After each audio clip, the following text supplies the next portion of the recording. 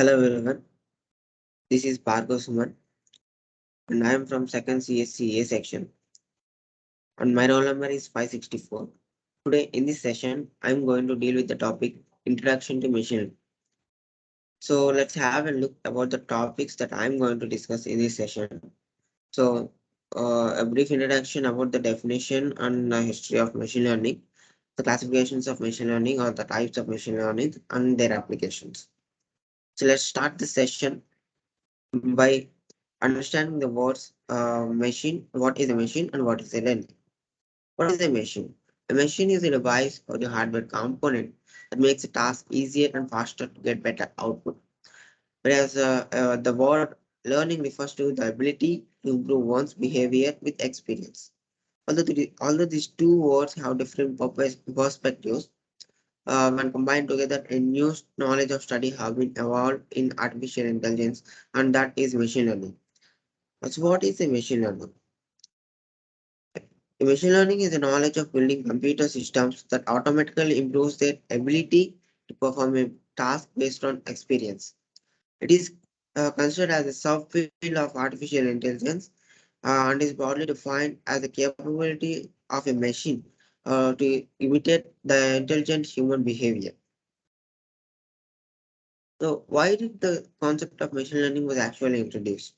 The basic purpose of a machine learning is to explore and build algorithms based on the data that is given to the model to the machine, and it develops different models based on this data, and these models are used for predicting decision on making or solving a task.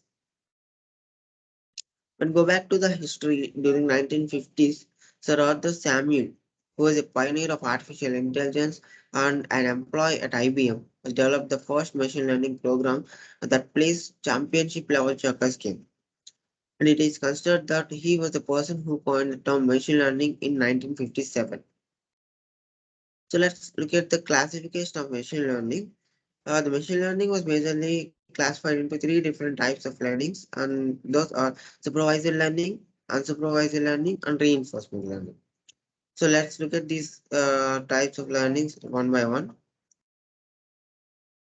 Supervised learning, as the name itself indicates, is a type of learning or a method of learning in which a machine is trained under a supervision by using some labeled data. So let's look at this pictorial representation. Here, the model is trained by some training data, which is already labeled. When a label and when a new data is given to the system or the model, it will predict the data or the output based on the previously defined data, which is training data.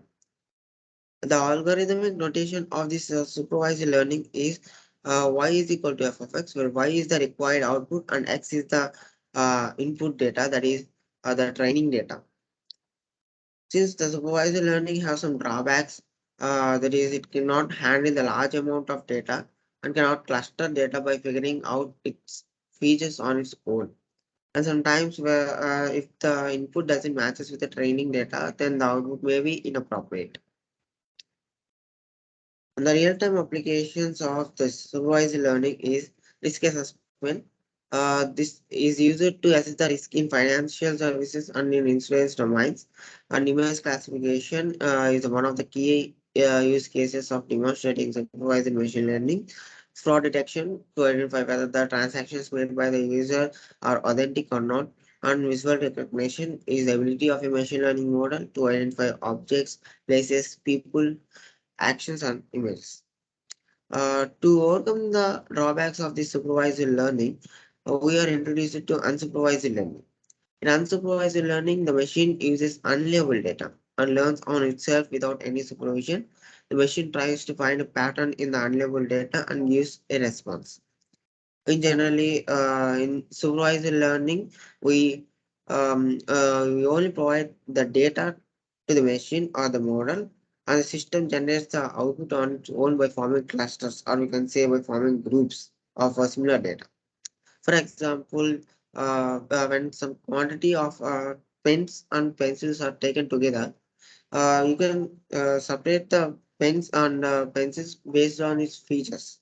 As like the system also generates the output based on the features of the data. The real-time applications of this unsupervised learning are market basket analysis. It is a machine learning model based on the algorithm um, that if you buy a certain group of items in some general store, um, it is helpful to predict that you are less or more likely to buy another group of items. So semantic clustering, it is related to some similar words which share a similar context.